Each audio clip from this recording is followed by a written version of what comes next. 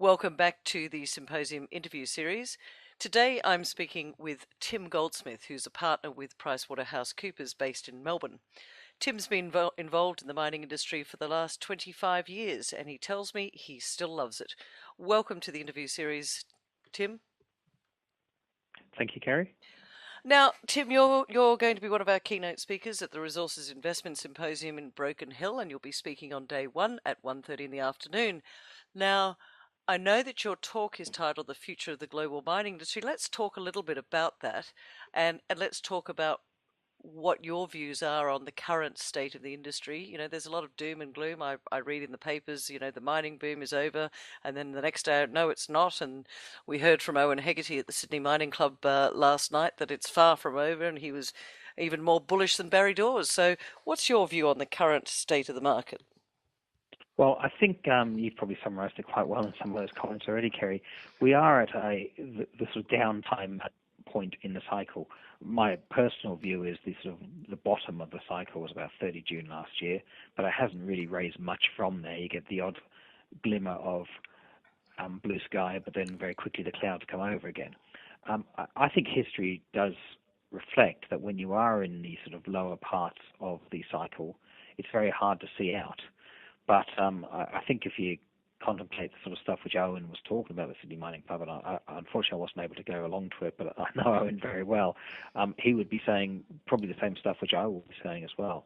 The demand piece of the industry has had a step change really starting around Asia, and the population wanted to have a better lifestyle. And that step change is going to take 100 years to really work all the way through. There'll be some years which will be better than other years. There'll be some sort of ups and downs with that, but there is a step change there. On the other side of the equation, the supply side of the industry has got harder and harder. Now, at the moment, we just seem to be in a place where supply has caught demand in many instances, so people are looking and feeling miserable. But the longer-term outlook has got to be very, very positive. In fact, the longer it takes us before we get out of this sort of depressed state we are now, the better the next boom will be. I hate the term booms and busts, but we are actually in the industry the ones who create most of it. So you say that we're in the down cycle now. A lot of people were saying that last year was a terrible year and next year will be much better. From where I sit, and I put my symposium hat on, but also my investor hat, the blue sky seems to be a little further away than a lot of people were thinking. But as you say, that there are positive signs. You do go up to China. You've had a bit of an involvement with China. What's your view on the Chinese economy and where it's headed at the moment? China's fine as a generalization. It's a very, very complex economy, very complex country. So it's always difficult when you ask that question because I could give you the 3-hour version, or the much shorter one is to say I think it's fine. It'll keep on growing. Ultimately, the government controls what goes on reasonably well, and they see themselves as being able to reduce growth whilst they make other bits more sustainable. Lots of reasons and depth I could go into, but I think you'll find growth remains essential. It doesn't quite remain as essential as it did 10 years ago, but it remains essential. So it'll continue to grow 7% or whatever, and keep on going. So I don't worry about China. And in fact, the problem when you're in the downturn in the cycle, and trying to look at the future, is it's very difficult to ever see what is the catalyst which will change things. And I'm not convinced it's necessarily going to be China, which is going to be the big catalyst to change things, because I think what you'll see in China is fairly stable, standard growth, which will be nice. And so you look at the thing needed to break the industry out. I think China is already giving us 80% of what's needed. It's that what's the thing which brings us the next 20%.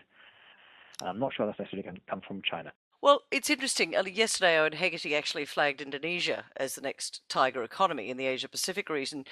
Tim, do you think we're putting just too much emphasis, too much focus on if China grows, everything's okay, and if China has, stops growing at 7.5%, 8% and goes to 7%, oh my goodness me, the world is coming to an end. There's plenty of other places that need resources, aren't there? Look, there are, but the reality is, if you look over 10 years, China's been the growth for the industry, particularly since 2008.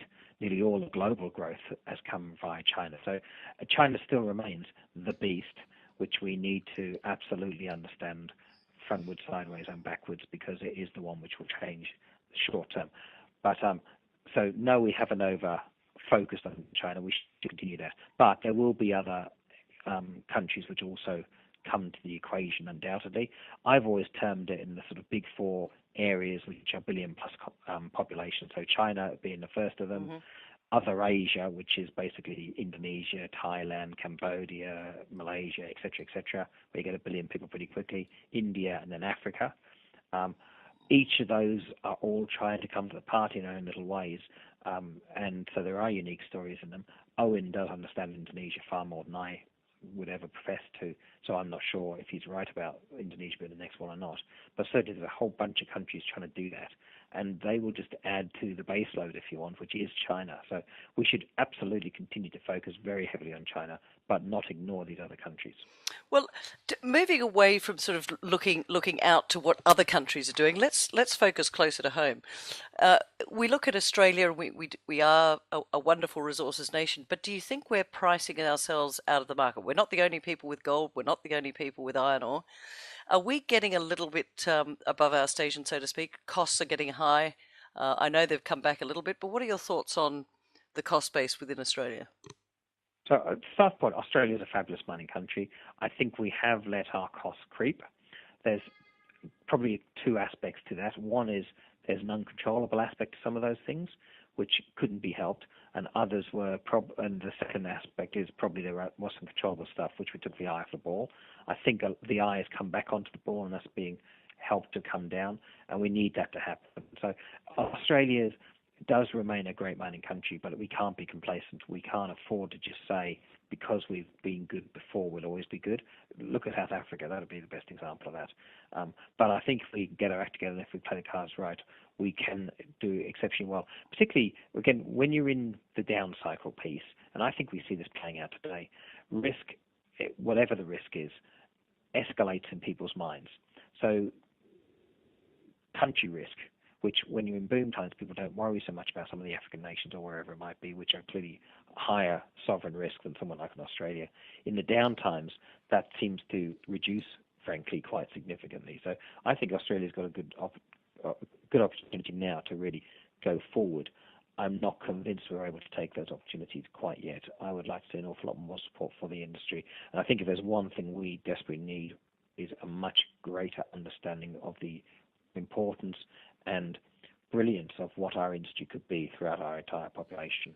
When you mention support, and what do you mean by that? Do you mean the population of Australia doesn't? There's only a small section of the population that supports mining. What could you expand on that? Yeah, basically, I think that's right. Well, how do you go? How do you go about it? How do you go about? Yeah. Well, it's not easy, is it? But it's something which is vital to us. And frankly, it's got to start in the grassroots, in the education systems, in just the whole fabric of the country. Needs to better understand what the mining industry has provided to this country, and why, and what the future can hold, and what it will take to get there, and why everyone should be advocates for it. I mean, I still would perceive that the vast majority of people in some of the larger cities in Australia would see the mining industry as a bad place, and not understand the wealth and other opportunities which it provides the country. And that's what we've got to change. It'll be a huge undertaking, and I know people have tried to do it for a while, but I just don't think that there's been enough concerted push by everyone in the industry. I think it's really time we need to do that. Well, I was interviewing Stephen Galilee earlier today, actually, Tim, and he was saying pretty much the same thing. I think there's going to be some pretty robust discussion out in Broken Hill. And speaking of which, what can our listeners expect to hear from your presentation in Broken Hill? They'll certainly hear a bit about China, but also about where the supply side of the equation is going to be going as well, and really where the opportunities can be for you to get into the next phase of the boom. Well, to I have. guess that's very good for investors like myself. Are you being specific on a commodity, or are you just talking company style? Or when you say the next bit of the boom, what do you mean? No, so it'll be sort of broader than company or commodity. Um, but I'll be very happy to answer any questions on any specific commodities or, well, maybe companies, depending on what our firm's position is with those companies. Well, we might have to give you a little bit extra time, Tim. Thanks for talking to us today, and we'll look Pleasure, Kerry. forward to seeing you in a couple of weeks in Broken Hill. I'm looking forward to it as well. Thanks, Kerry.